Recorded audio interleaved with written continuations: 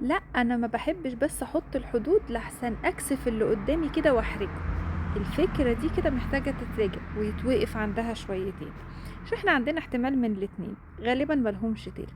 يا اما انا عندي فهم خاطئ للادب والاخلاق واللطف ومراعاة شعور الاخرين، فانا محتاجة اعيد تصحيح هذا المفهوم واقف احط حدودي. بقف قوي عند حادثة الرسول صلى الله عليه وسلم لما دخل عليه رهط من الناس وقالوا له السلام عليكم، والسام كانت هنا بمعنى الموت، كانت في لغتهم معناها الموت.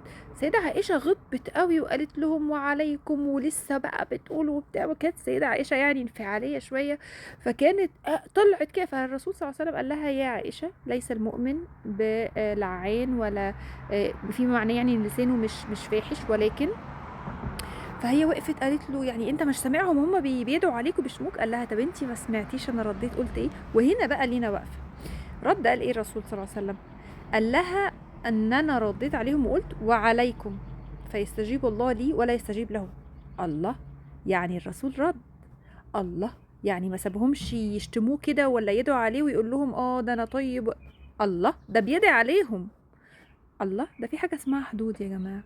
مفيش حاجة اسمها ان عشان اراعي شعور الاخر افرط في حدودي، مفيش حاجة اسمها عشان انا طيب وعندي اخلاق اسمح ان الاخر يسيء الي ويدوس عليا.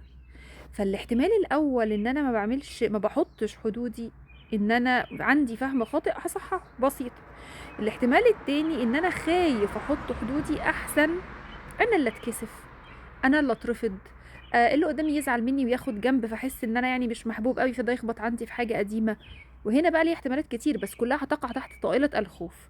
فلو هو الخوف هو اللي مانعني، انا محتاجه اول حاجه اقف كده واعترف مع نفسي، اواجهها ان ايوه انا ما بعملش ده اوت اوف خوف مش اوت اوف ادب واخلاق، علشان انا حاسه ان احنا ظلمنا خلاص الادب والاخلاق معانا، وظلمنا الطيبه، وظلمنا مراعاه شعور الاخرين، وبقينا بنسمح بتعدي وبإساءة وبننتهك احنا حدودنا او بنسمح بانتهاك حدودنا تحت تلك المسميات، وده لم ينزل الله به من سلطان، لا دينا ولا اخلاقا ولا اجتماعيا ولا علميا ولا اي شيء.